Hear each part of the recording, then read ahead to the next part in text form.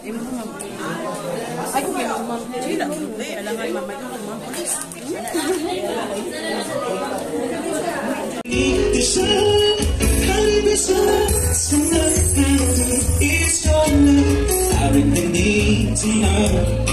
Cause we're living in a world and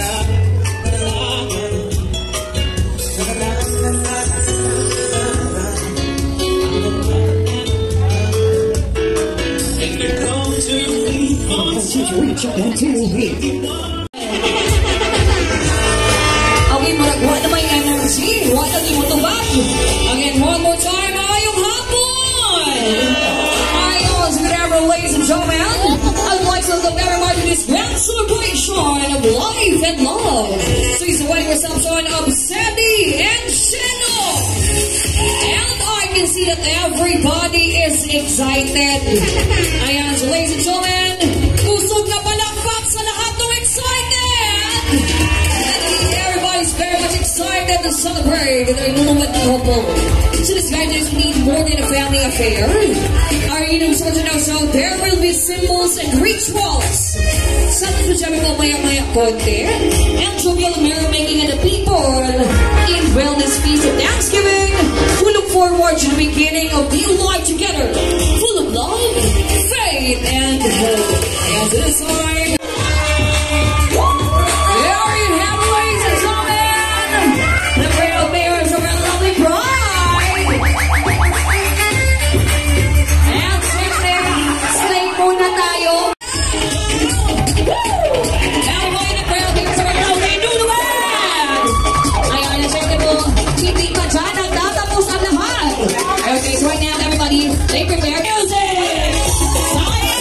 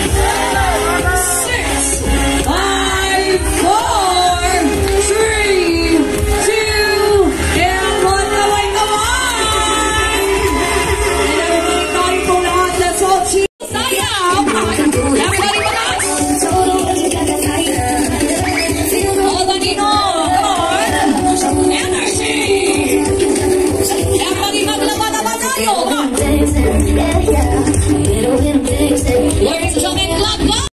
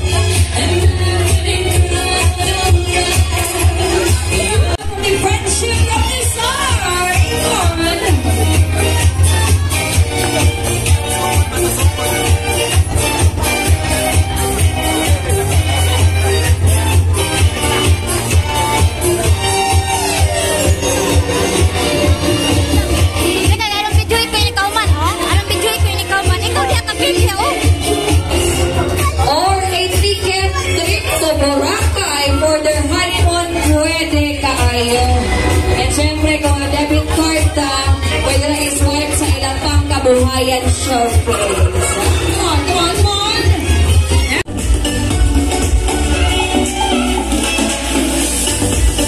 There we go. Mapugngan, kaya basig mo ingon si Shelo, maragwa man ka ni Agi Anima. No, so, naanaman po siya sa tamang edad. Stable na po ang trabaho ni Shelo, ni mo. Pero ako lang yung i-concept, pakita sa lihok. Pakita na maayo ka, pakita nga karapat-dapat ka kay Shelo, kay kabalo ko, swerte ka ni Shelo. Dili sa pagpanghambog, pero kabalo ko, you are the first and last man. Yan kinabulit. Wala na, kila, gikan na school, college, wala na ka kitag uyab. Nalay daghang ng uyab. Pero ikaw ang swerte, pinakaswerte. Kabalukod ko nga, schoolmate mo, imo na nang ibid-ibiran daan si Shelo. Kaya wala itago si Shelo sa kuha. Sa uli cross padaan, di ibid-ibiran ng aniyan. Yan ang may nanguyab na barkada niya. So, Lilo sa siya. Lilo, pero kitimanan di ay. No, kitimanan di ni Sedi. So, kabalo ko said na kuan kayo ka ng ang ako lang yung ikatambag isip ginikanan. Na naman ko namin yung isa, sana man na ang wala. Dapat muhatag ni nilakangan.